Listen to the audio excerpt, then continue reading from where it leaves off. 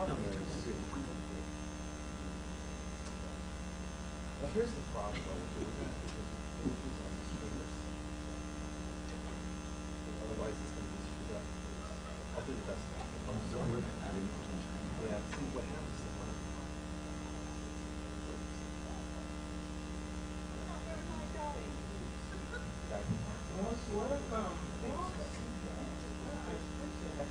Talk fast once I keep up with you.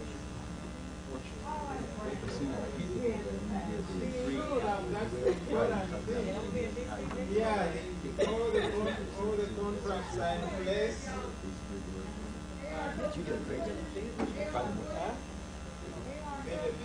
That's a good suggestion. See, if you don't have, if your patent doesn't work, light up, then you can do the other interpret read, and then you can follow the. But keep them, let me know when we're getting together. You look at, how's your mom doing? Good. Tell them how, oh, okay, this is what I'm going to show you today.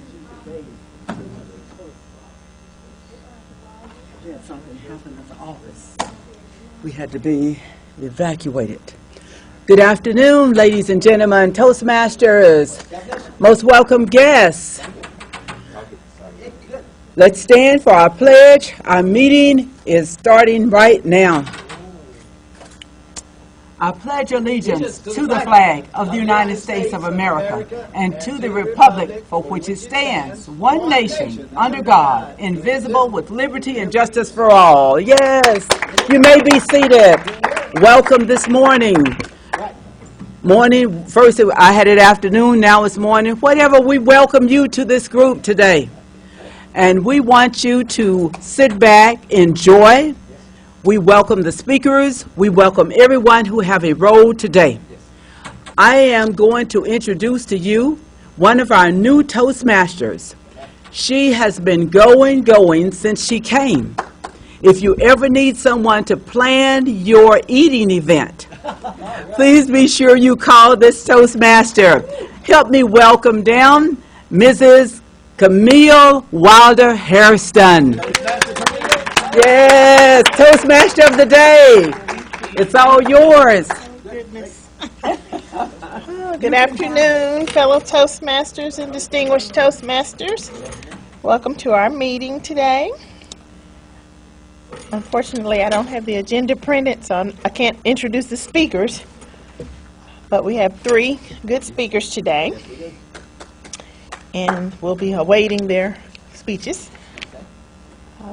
Next up, I would like to introduce the grammarian for the day. And I'm not sure who that is. Do we have a grammarian?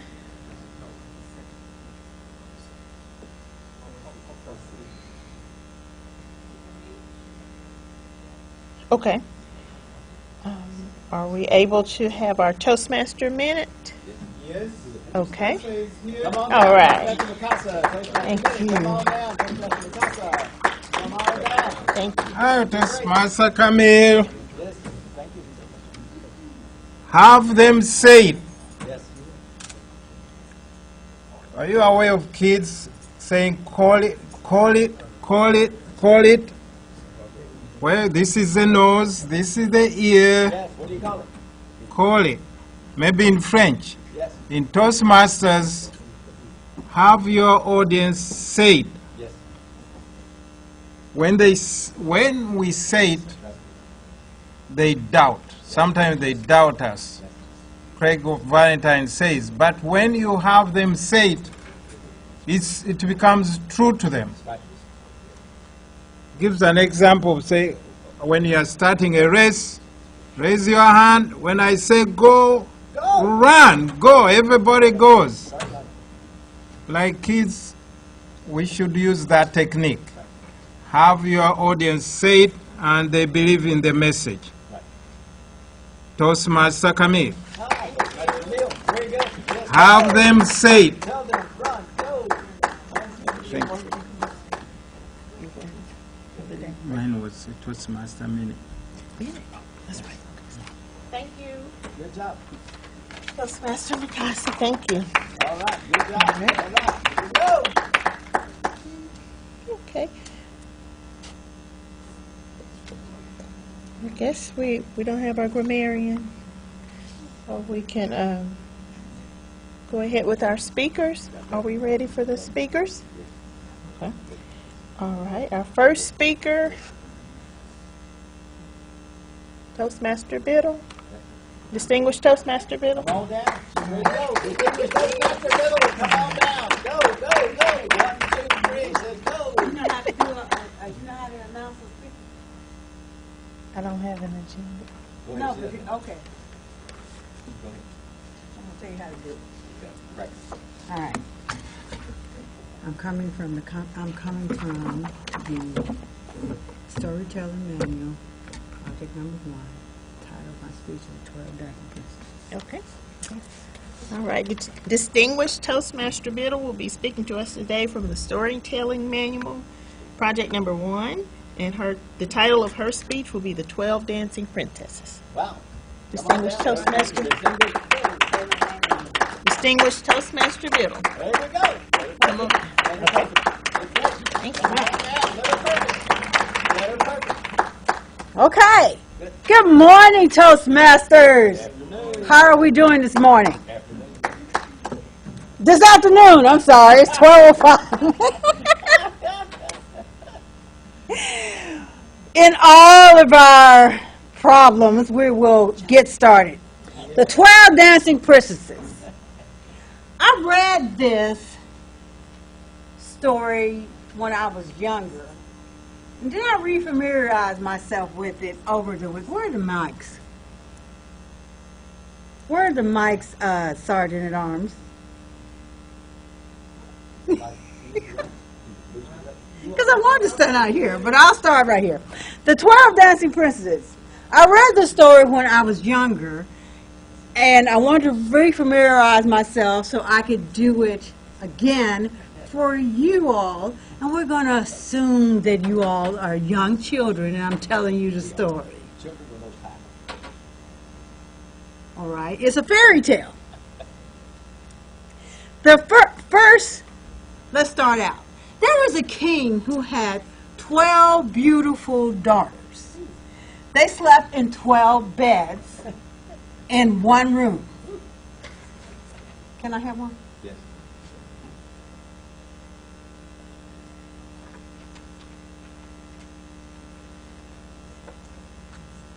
They slept in 12 beds in one room. Each night they went to bed in those 12 beds. The room was locked. No one could get in. And supposedly they couldn't get out. And their shoes was lined up across the room. Brand new shoes each night. But in the morning when people came in to wake them up, those beds, and got them out of bed, those shoes looked worn like they'd been dancing in them all night. Nobody could figure out what the problem was. How was these shoes getting worn each night? So the king made a proclamation. If any man could figure out how these 12 princesses were wearing these shoes out each night, he could have any choice of one of these princesses he desired. He could marry that princess, and he would become king of the land when the king died. He had 3 nights to figure it out. However, if he did not figure it out in the span of those 3 nights, he would be killed. Okay. Young men, young princesses in the other lands would come up. They would try to figure it out. They would be put to sleep in the room next to the princesses. Each night, they would fall asleep, and they would not figure the clue out. They would spend the 3 nights. They would come in. The king would ask, okay, what's the answer? They wouldn't know. So the king would chop their head off. Okay. So then, there was this young soldier. He about the king's proclamation. He decided he wanted to try. He met an old woman. The old woman told him about the proclamation, and she said, I'm going to give you this cloak of invisibility. You must put it on when you go in. The other thing is, whatever they give you to drink, don't drink it. You must go in and pretend to sleep. Okay? That's what he did. So when they took him, when the princesses went to bed, and he went to bed, he went into bed. When they gave him the cup of wine that night, he pretended to drink it, but didn't. Poured it out after they left. Then he went and got into bed, pulled up the covers, started snoring like he was asleep. 12 princesses checked on him to make sure he was asleep.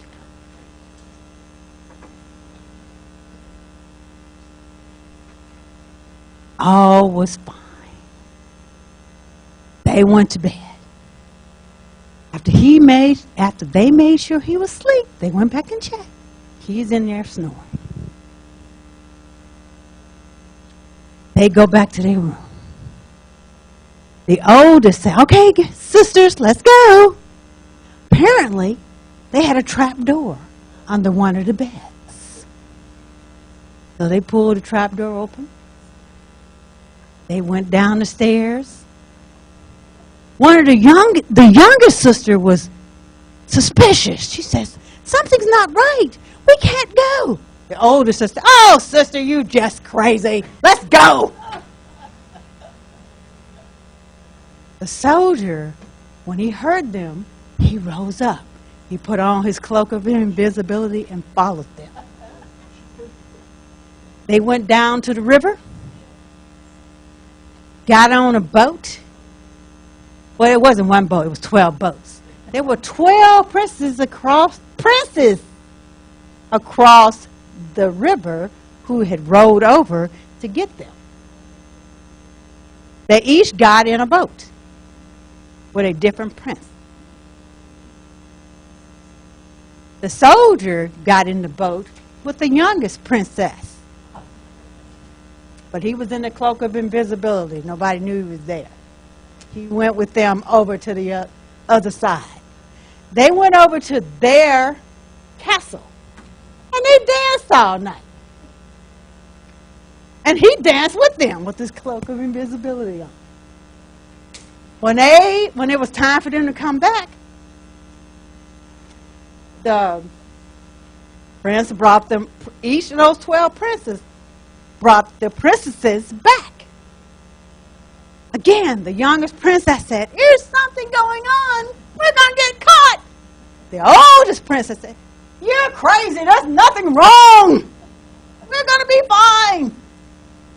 They come back, get in their beds, put their shoes down. Once again, shoes all worn. King asked. They did this again for the next 2 days. He did that with them. Nobody knew that he was following them. So when the 3 days was up and the king asked the soldier, of course the princesses thought he was going to get his head chopped off like everybody else. So when the king asked, so what's the answer? Well, king, your daughters have been going across the river to dance with 12 princes. And that's why their shoes are being worn. And the princesses found, when they was discovered, they had to tell the truth. Since they had to tell the truth, they was like, oh, okay, all right, yes, Daddy, that's true. That's what happened. We have to tell you, we have been going across the river every night and dancing with these 12 guys. So when they told the truth, and the truth came out, the king gave him a choice. Which princess do you want? Well, since he decided, even though he'd had a chance to dance with the oldest princess and the youngest princess, in the cloak, of course, he said, I'll go with the oldest princess because she's closer to my age. They got married, and they lived happily ever after. Madam Toastmaster.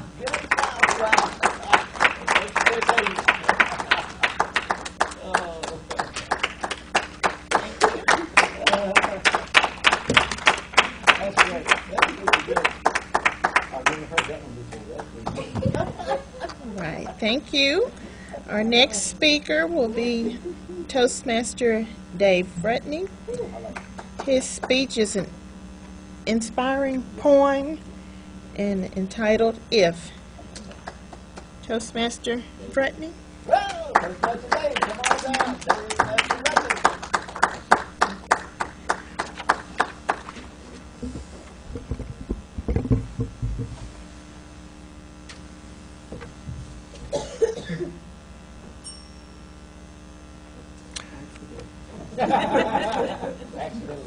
What a great way to begin the speech. Let me ask you a question. What poems do you like the most? Challenge. The Challenge. That's good. Other poems? Humorous poems. Storytelling like where you have a twist at the end of it. Yes.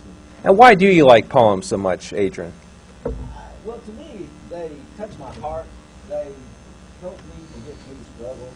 Oftentimes, I'm having some challenges from different people with different personalities. Sometimes they don't agree with my personality or my life to this life. And sometimes I can read a poem and study its poems from the writer's perspective, especially yesteryear, because they most likely have gone through some of the tragedies or challenges that I've gone through. Yes. I think that's very well said. And I think, if you all think about it, sometimes poems can help us get ourselves out of our own head and possibly giving us ideas of things that maybe we can apply to our lives. Very well said, Adrian. Have you ever heard of Rudyard Kipling? Raise your hand if you've heard of Rudyard Kipling. A lot of folks have heard of him. Some folks have not. If you've heard of him, did you know he was a British Nobel laureate? So he won the Nobel Prize. Have you ever heard the poem named If? One? Only one. Adrian's heard it before. Two folks have heard of the poem If. This is the poem that Rudyard Kipling wrote first in 1895, but it was not actually published until 15 years later in 1910. It was written in the form of fatherly advice to his son named John. This is the poem that in the next couple minutes you'll be hearing. It's an inspirational poem. It's short, but as we know, sometimes less is more. And as you hear this poem, look at the screen because the words will sync with some video clips.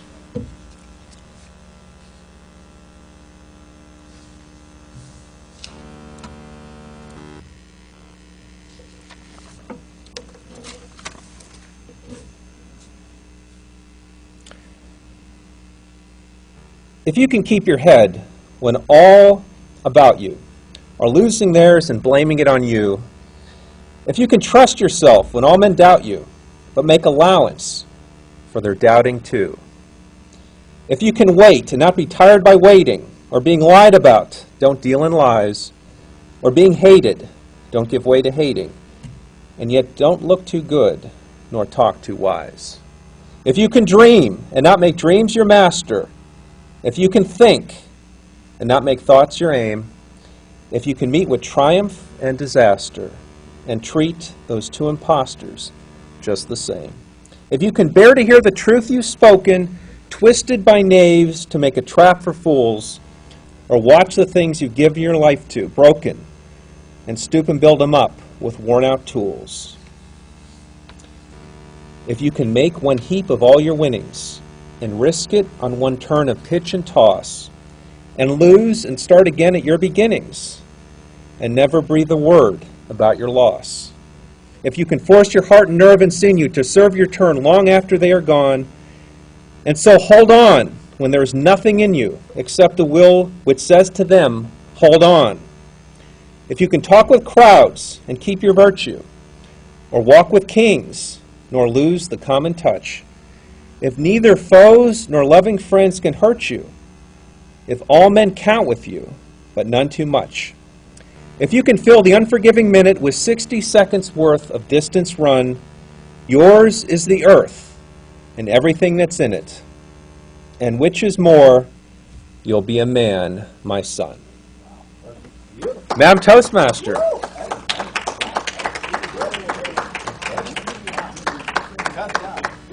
Thank you, Toastmaster Dave. We now have a third speaker for the day. It's going to be Toastmaster Brittany Lee. She's coming from the Competent Communication Manual, project number 3, Get to the Point. The title of her speech is Chef Boyardee. Toastmaster Lee.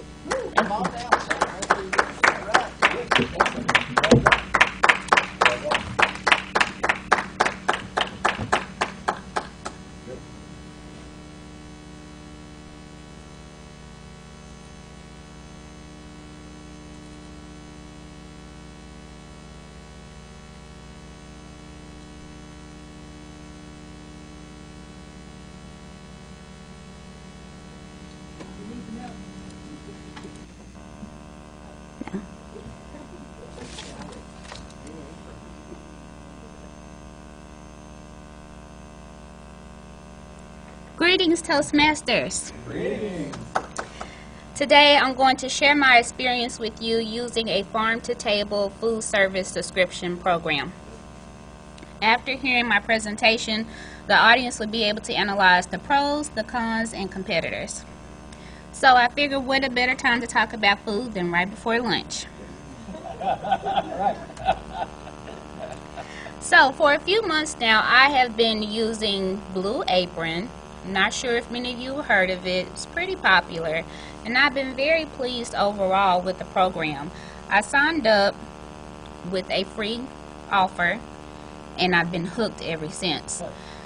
One of the main things that's hooked me is how convenient it is. The food is delivered literally right to your doorstep.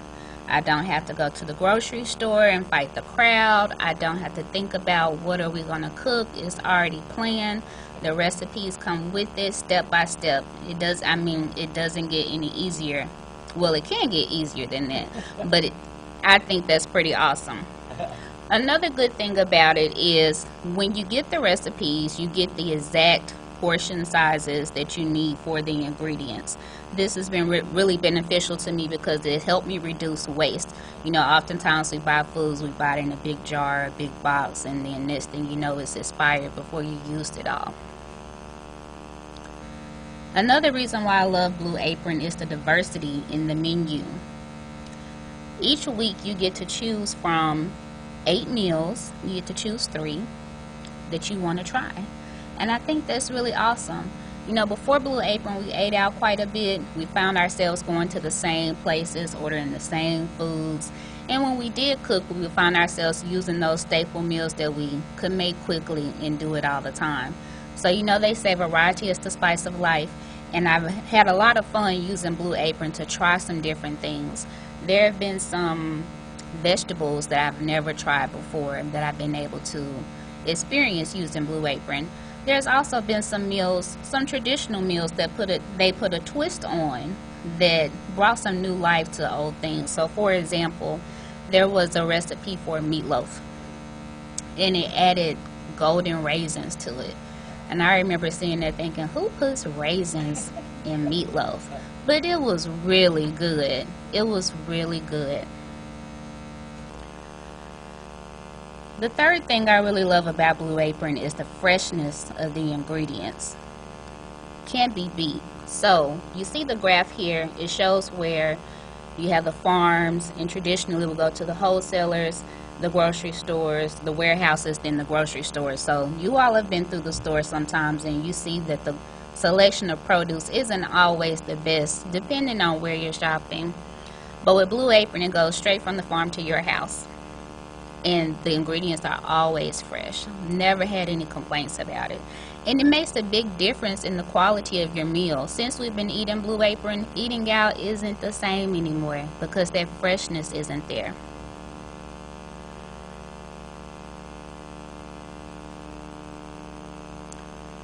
You guys are familiar with this character here. So by switching to Blue Apron, we have actually saved money. A lot of times people say, well, it's so expensive. It is a little pricey, but when you think about how much you're saving, if for us, we were eating out quite a bit, so it saved us money because we're not eating out as much, and we're not wasting as much food when we buy things and don't get around to cooking it. The biggest thing is using Blue Apron has helped improve my cooking skills. Prior to getting married, I told my husband I am not a cook. I gave him fair warning. But since Blue Apron, it's really helped me increase my confidence in the kitchen.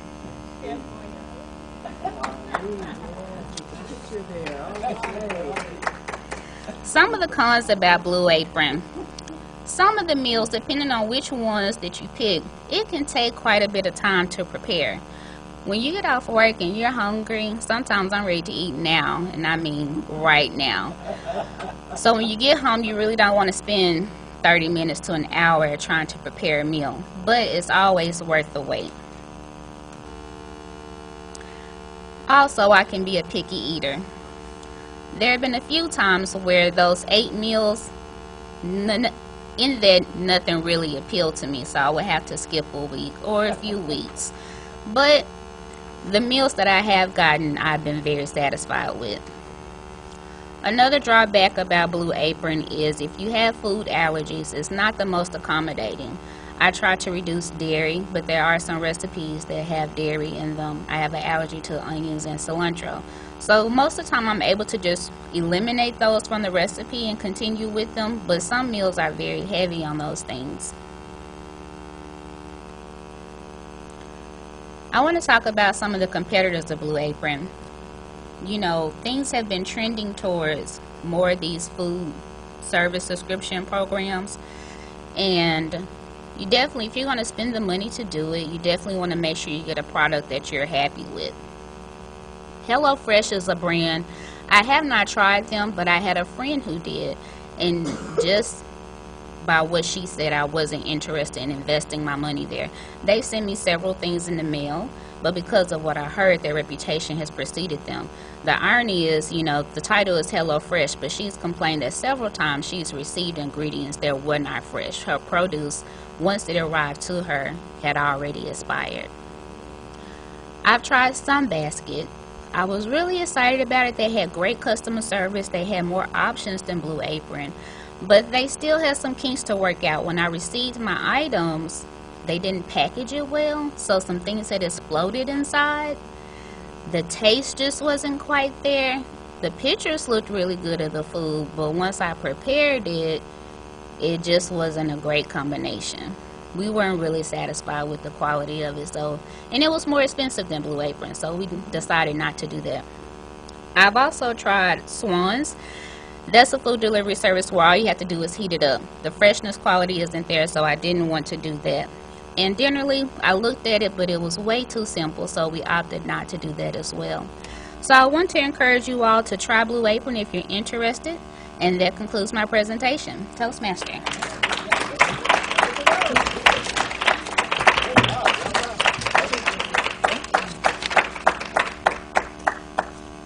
All right. Thank you again, Toastmaster Brittany. The next portion of our meeting will be the table topics discussion. And this is going to be headed by Toastmaster Jonna Jacobs. Come on down, Toastmaster Jonna Jacobs.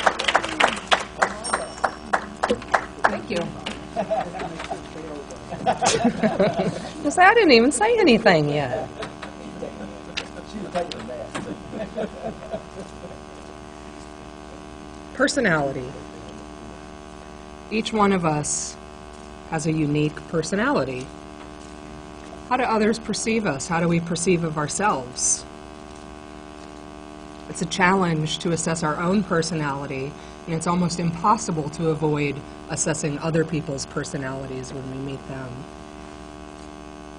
But society has exhaustively sought to boil down our personalities into categories to make us nicely fit into things that help broaden understanding of certain types of personalities. They do it by astrological sign, by birth order, by generation. So my questions today, I have 4 here, and I'm going to call on you to come down and pick a question, read it aloud, and then speak for 1 or 2 minutes in your response.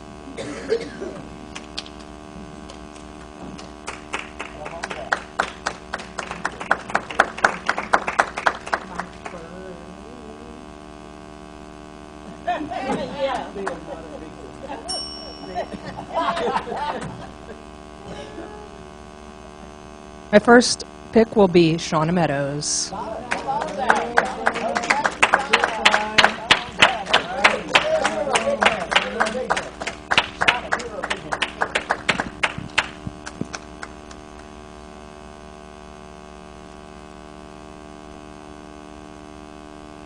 The question is, what is your sign? Do you believe that your astrological sign is accurate with regard to your personality traits, and why or why not? Question. That's an interesting question. I am an Aquarius. I was born January 31st. I don't believe that my astrological sign is accurate. I don't not believe in astrological signs because I think it's accurate for a lot of people I know. However, mine, excuse me, doesn't fit my personality in my opinion. From what I understand, excuse me, Aquariuses are supposed to be they're supposed to have a real different view of the world and somewhat out there and just complicated and not like children, and a lot of those traits are not true about me. I love children. I'm not really a far out thinker. I'm pretty boring, I think. Now my husband thinks that I have the typical traits of an Aquarius, but I don't see them. So, matter of opinion. Thank you, Shauna. Crystal, I'm sorry to tell you that here at Toastmasters we love to put guests on the spot. So I'll ask you to come up and pick the next question.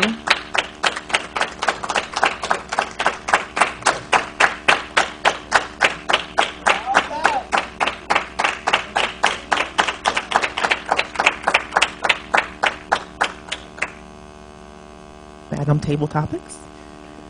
Fellow Toastmasters, the question is, who do you think you are? Wow. Okay.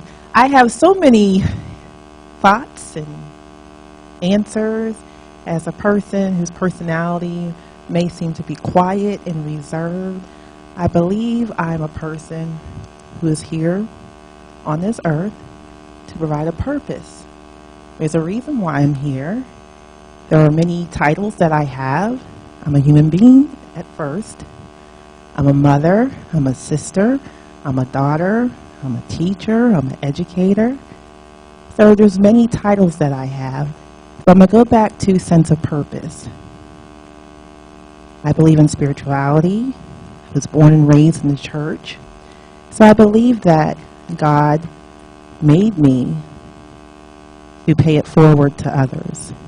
Whether you're young, teenager, or an adult, my job is to pay it forward, to be a cheerleader.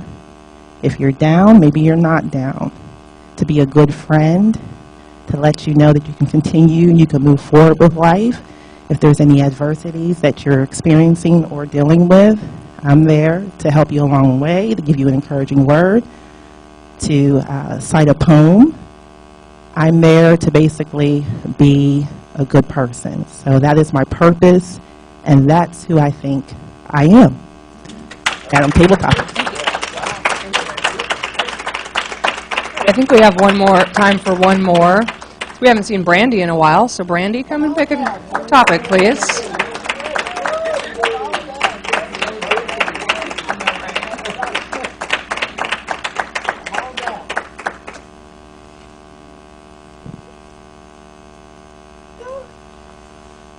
Thank you. You're welcome. Where are you in birth order? Oldest, youngest, middle child, singleton. Do you believe that birth order can have an effect on your personality and behavior? Yes, Jesus, it can. I am the oldest. I have 2 younger siblings. As far as personality, I feel as the oldest sibling that I have the most responsibility. I feel that I'm more driven, I have a purpose, that I'm more responsible. My middle sibling, she just does what she just wants to do. Yeah, she's focused, but she's kind of out there, and she's one of the ones that feel like she was adopted. Then, of course, my younger sibling is the one who always calls me. Currently, he's here right now visiting, and he is the one who always called me for money. So, as I say, I'm the most responsible. I went straight to school. I graduated on time. I did my 4 years at UF, then I came to UAMS, did my other 2 years. My second sibling, it just took her forever to finish school because she was one of the ones who didn't feel like it was important. And now my third sibling, youngest, of course, he's the baby, so he got spoiled, he got babied. My mom, since he's been here, she's been calling me every day to check up on him like he's 5, but he's 25. And he's just not responsible at all. So he's just kind of just flowing through school like it's nothing, like it's just not important. So do I feel that the birth order has an effect on my personality and behavior? Yes, because whoever knows the oldest child, you always had to do everything. You always had to be the one babysit. You always had to be the one to cook. You always had to be the one get a job first. You always had to be the one that mom pointed at to do everything in the house. So any older siblings, raise your hand. Y'all feel my pain. I'm always the one that my siblings call for money. I'm always the one that they call when they need something. I'm just always the one who they depend on. And like I said, I'm the one who's the most motivational. So they call me when they have issues. They call me when they're going to jail. They call me when they got stuff going on. So I feel that it has an effect on my personality because, that's how I live my life. I'm always the go-getter. I'm always, being responsible. I lead a program. I'm a manager. I cannot see my younger brother being a manager because he is not responsible at all. I can't see him doing that. I see him being more of the type that, like a follower, do work. But as far as him being a manager and being over, I can't see him doing that. But I kind of attribute that to my mom having me first and being responsible for everything. So thank you. Thank you. Thank you very much. Brandy, you need to come a lot more often because you clearly have some things you need to work out here in Toastmasters. Thank you so much for those wonderful topics. I brought for our speakers packs of Skittles to show that personalities come in a rainbow of varieties.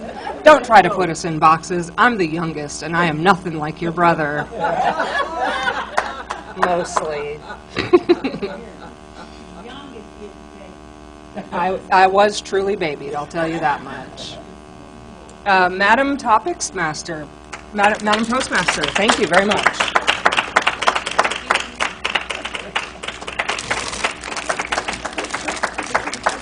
All right, that was a very good table topics discussion.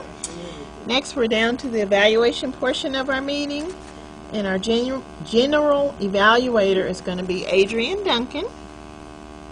And we have 3 evaluators today. The first one will be Toastmaster David. The next will be Toastmaster Shauna. And the third will be Toastmaster Brandy. All right. Thank you, Madam Toastmaster.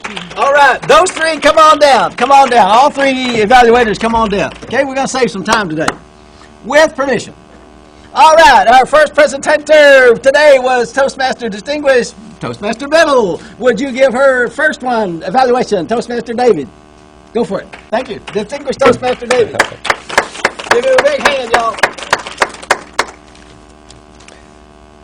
When was the last time you heard a really good fairy tale? Today. That's right. Before today. I don't even remember. Wow. The P Little Triggs. Mr. General Evaluator, fellow Toastmasters, honored guest, and especially distinguished Toastmaster Biddle. Before she spoke, did you notice what our distinguished Toastmaster Biddle did? Before she spoke, she gave some coaching. She gave some coaching to our Toastmaster to make sure that the speech got off to the right foot. And isn't that important? Remember the quote, well begun is half done? Right. Well begun is half done. I thought that was great. Great coaching at the beginning. I thought something else was great was that fairy tale. And isn't it cool when we're in Toastmasters, we have a chance to hear fairy tales, to give fairy tales? Where else do we have an opportunity to do something like that? It's just another fringe benefit of this club. I thought her delivery was really strong. Isn't delivery important? Have you ever gotten a pizza that's like the box was soaked? Yes. Have you ever had that happen? How did that feel? It was awful. So it ruins the delivery, and then it ruins the whole pizza. Just like if our delivery is weak with eye contact, if we're looking down all the time, or if our body language is like this the whole time. But if we stand out like distinguished Toastmaster Joyce did, and we have body language, we have eye contact. Did you notice? No notes. Doesn't that make a difference? And why is that so important? Because of eye contact. Isn't this important? Looking at people in the eye versus reading like this. So let me tell you about this fairy tale. Man, that was fantastic. No notes, had strong eye contact, strong energy, body language, everything was great. Donald Trump would not say low energy. And Brittany is shaking her head, bringing up Donald Trump. I don't know, maybe we shouldn't have done that. But also, what I commend Joyce about is the dialogue. They say the humor is in the dialogue. Did you notice that Adrian laughed a lot during the dialogue? Remember that? Oh, sister, you're just crazy. Remember that? See, that's funny. Dialogue is funny. That's a trick to get people to laugh. Don't insert the humor, but uncover it within your speech by using dialogue. Dialogue is funny. It's always funny. Almost always. In my opinion, how the speech could have been better, this is something that distinguished Toastmaster Craig Valentine says, who won the World Championship of Public Speaking. It's a really cool idea that he says to always use with all of our speeches to really connect with the audience. And that is the big promise. You want to get the audience roped in a little bit before you just go right into the speech. To do that, he says, use the big promise. So, for example, you could say, in the next 7 minutes, you are about to hear, you're going to hear a fairy tale with a powerful message that could change your life.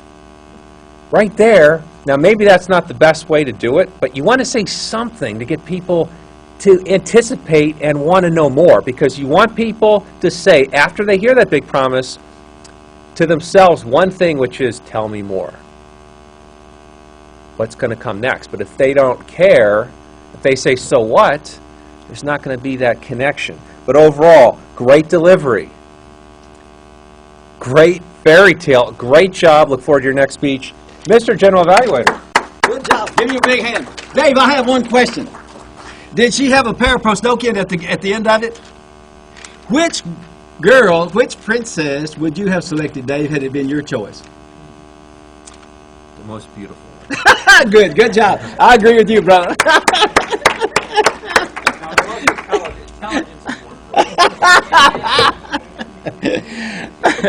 Dave, I'll tell you before this meeting's over. Our second evaluator, to me, is just simply most valuable. Dave Rudney did a presentation. I'll tell you what, come on down to Toastmaster and do this evaluation for Dave Rudney. I love this idea. Come on down. Tell me your name. Yes. Shauna. Shauna. On the left side or right side, Shauna? That's why I asked you to come on down where everybody's be here and ready to go, Shauna. Yeah. Okay, thank you. Go ahead. Tell us about Dave Rudney's presentation. Thank you for that presentation. Toastmaster Dave, I really enjoyed your poem titled If. One of the things I noticed that you always start your poem or your speech or any type of presentation, you always started with including the audience and getting them involved. So I really like that because I felt vested in it immediately in what you're about to say. It just automatically gets my interest. So I like how you include the audience and how you start with questions. And you always asked us a question where we could actually interact and communicate with you and just feel like we're a part of that speech or that presentation or whatever you're doing. You did the same thing with your poem. With your poem, I really appreciated, I had never heard that poem before, but I appreciated how you gave a history of the person who wrote the poem. You gave a history of how the poem was actually written 15 years before it was published. And I really liked that history part that you included. The poem itself was very interesting. That's a poem that I might not have even paid attention to, but the visuals that you gave automatically just included me in them, because as I'm watching the visuals, not only am I noticing that you show the clock to represent time in the visual, or the dream with Martin Luther King, but I'm also thinking of all those movies that I haven't seen in so long as I'm watching them. Like, oh, I remember that movie. That was a good movie. They were all good movies.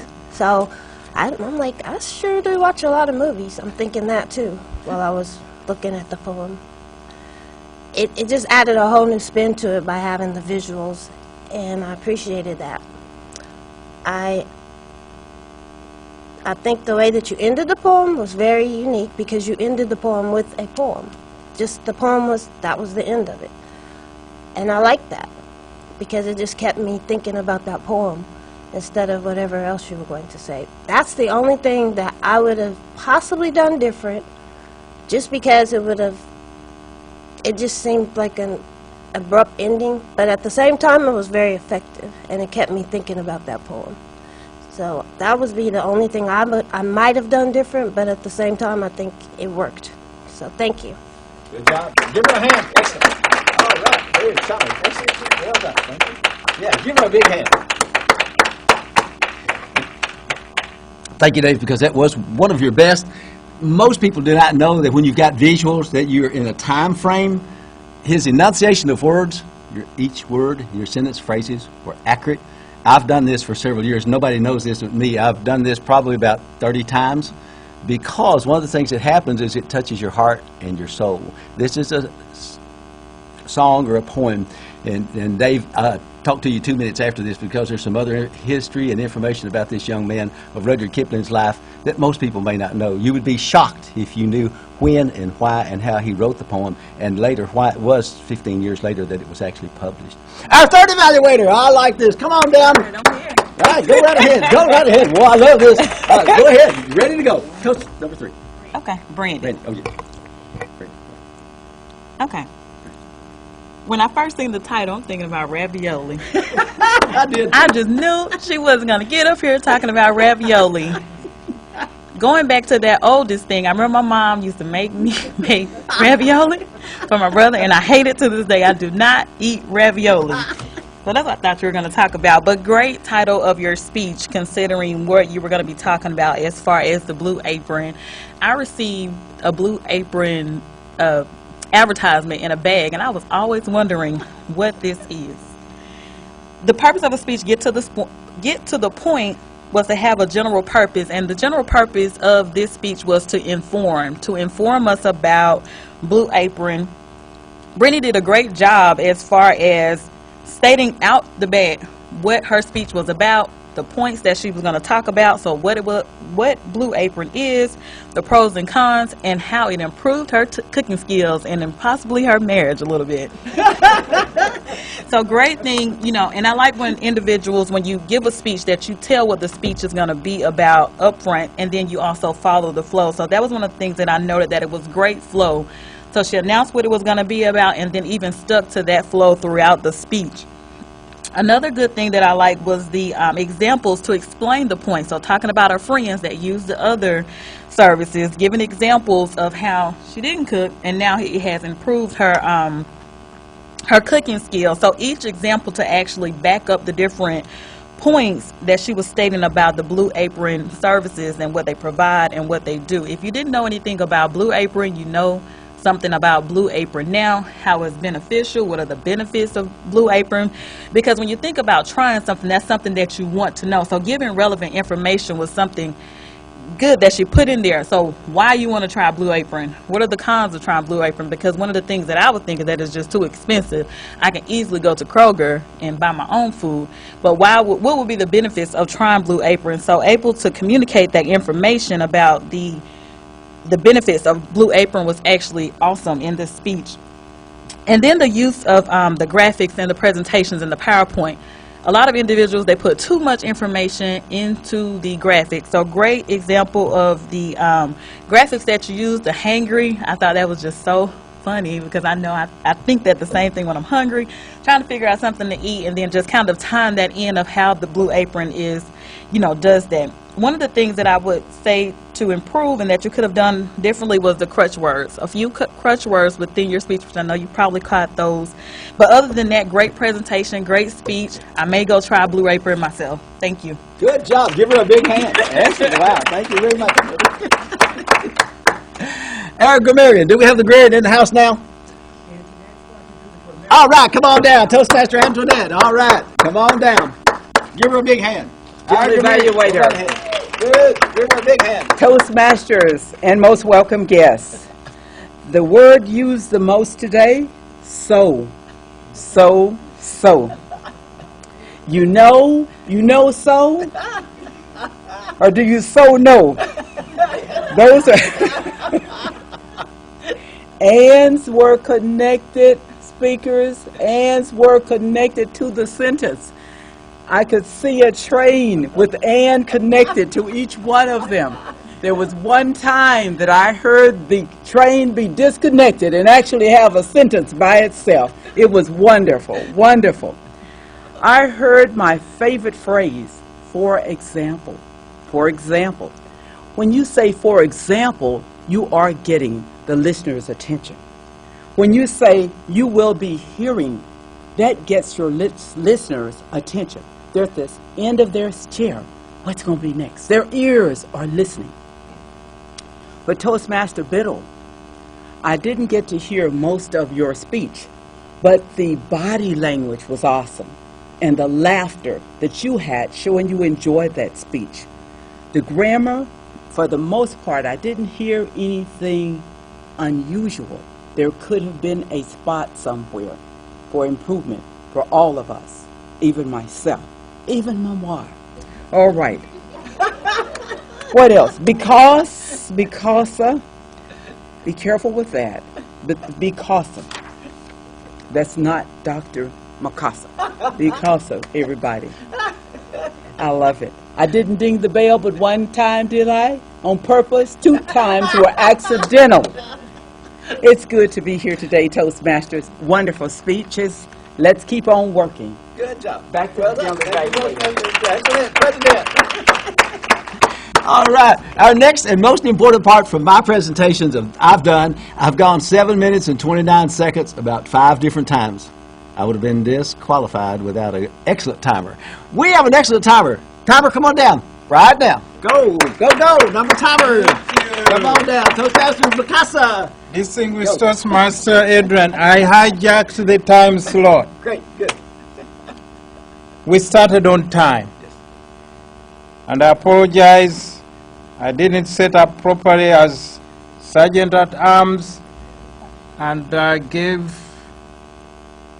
distinguished Toastmaster Joyce Biddle a discount of 30 seconds. Okay. So she was on time. She made it 9 minutes.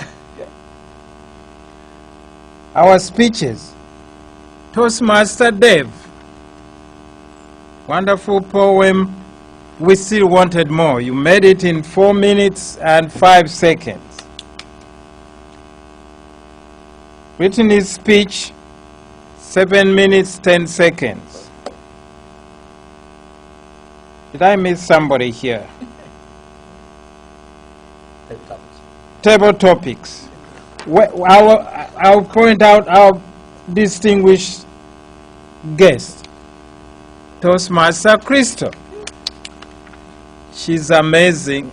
She's going to Fayetteville, and I'll be there to cheer her up. Good, great. Super good. Toastmaster Shannon, 1 minute, 34 seconds. Toastmaster Brandy, 2 minutes, 49 seconds. We are still on time. Okay. General Evaluator. Good job. Give it a big hand. To me, this is one of our best Toastmasters, and I'll tell you why. Before you leave, take one good look at this little paperweight here. If there's something about it that you have a question, please feel free to ask me. Otherwise, let us give it back. Are the Toastmasters, you ready to have the President to come down or not? All right, come on, Madam President. Come on down. Toastmaster Antoinette, come on down. You're ready. Come on down. There you go. Appreciate it, General Evaluator. Before you leave, be sure to look at this for a moment. Next, we are going to talk about the conference that's coming up. We will have people that we will be participating. We will have members that will be attending. We should get the most from this 2017 Fall District Conference, which involves all of the clubs that are within our district. I hope that we can bring something back for you. Brittany, you asked about it last week when we had questions and answers going on. I want to be able to bring something back to help you understand all about the districts, as well as other people too. Please bring your questions. Bring your questions to us, whatever they are, regarding any portion of this club. We are also going to be looking forward to our speech contest that will be coming up pretty soon, right after Christmas. Start thinking about the serious, we used to call this the serious speech contest. It is a contest where you will be participating in a speech contest with others, and it will start with the club level. We want to start that as soon as we can. We have a deadline for it. We will give you that deadline. But start thinking about speeches that you would like to compete in. January officers, keep in mind, right after Christmas, after we've eaten all of that good food from Blue Apron, perhaps, from Walmart, from Kroger, please get ready for our training. January 19th, in the same place, Southwest Power Pool. There will be 2 opportunities. I believe those also that are not officers, but might want to get a peek at what the officers do, we welcome you to come to the training as well. Please come. We're building this club up 1 member at a time. We need everyone's help in building our membership. If you know someone, or you even think someone would enjoy coming to this meeting, let's talk it up. We are having great meetings. Tell someone about it. Tell someone about it. Any other announcements before we dismiss? Next meeting, be prepared for a speech next week. Prepared for a speech? Next week. Give the VPE sign-ups. Put your name in the block. Some people have already gone out because all of the rest of the meetings for the rest of the year are out there ready for you to go and put your name in. Who's going to be the winner? I believe it's going to be Brittany Lee. Yes. Some people go to sleep along the way. Some people want to get ahead, and they are watching. Let's go out and sign up early. The time now is 12:58. Are there any other questions, anything we need to address?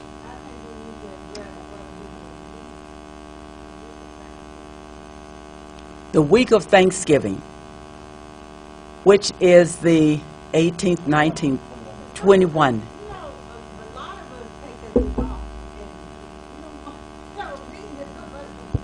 There are only 3 work days in the week of Thanksgiving, Monday, Tuesday, and Wednesday. Our meeting meets on Monday. How many people will not be able to come? There's 1 hand that's going to be off, 2 hands. What do you want? What do you think we should do? Want to vote on it? Let's vote. I need a motion, please. I'll make the motion. Need a second? We will be here unless you do not want to be here. All that will be here or can be here, raise your hand and try it. Oh. We have more people with hands up than we did with people that will not be. All right? That wasn't the voting portion of it. That was just who would be here. That's the discussion. Now are we ready to vote? Those that are in favor, I believe we have a quorum. Those that are in favor of keeping the meeting, raise your hand. 1, 2, 3, 4, 5.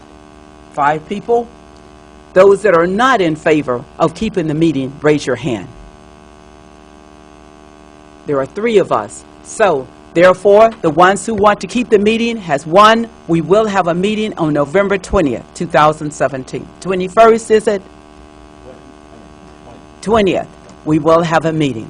I'll speak. I'll be one speaker. All right. Please sign up. This meeting is adjourned.